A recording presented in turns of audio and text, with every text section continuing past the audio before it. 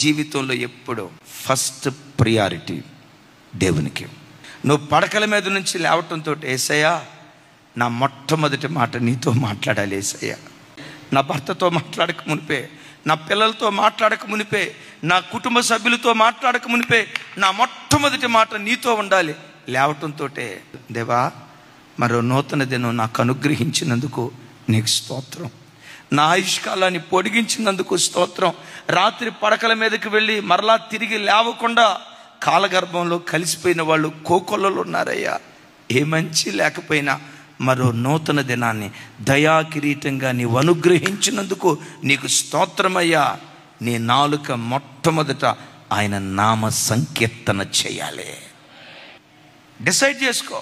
దేవుని వాక్యం మొట్టమొదట చూడకుండా సెల్ ఫోన్ చూడను, వాట్సాప్ అసలు ఫోను ముఖం పొరపాటును చూడను.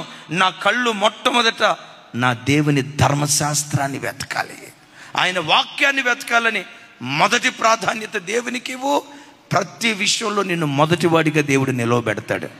ఓ భక్తుడు అంటాడు, put God first, you never be last. నిజమే. పరిశుద్ధ గ్రంథమైన బైబిల్లో అనేక మంది సూర్యుడు ఉదయించక మునిపే పడకల మీద నుంచి లేచి వేకువజామున ప్రార్థన చేసి చరిత్రను మార్చే చరిత్రకారులుగా మారిపోయారు.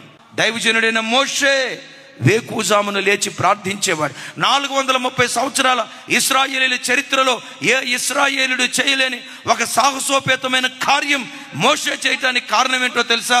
వేకువజాము ప్రార్థన. వారసత్వంగా పొందుకున్నాడు మోషే దగ్గర నుంచి నాయకత్వం. యెహోషువ కృప ఏంటో తెలుసా?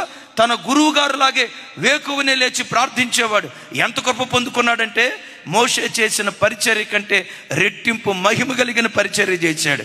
మోషే నాయకత్వం కనాను దాకే తీసుకొచ్చింది, యెహోషువ నాయకత్వం కనానులోనికి తీసుకొని వచ్చింది. ఆ వంశ పరంపరలో పుట్టినవాడే దావీదు.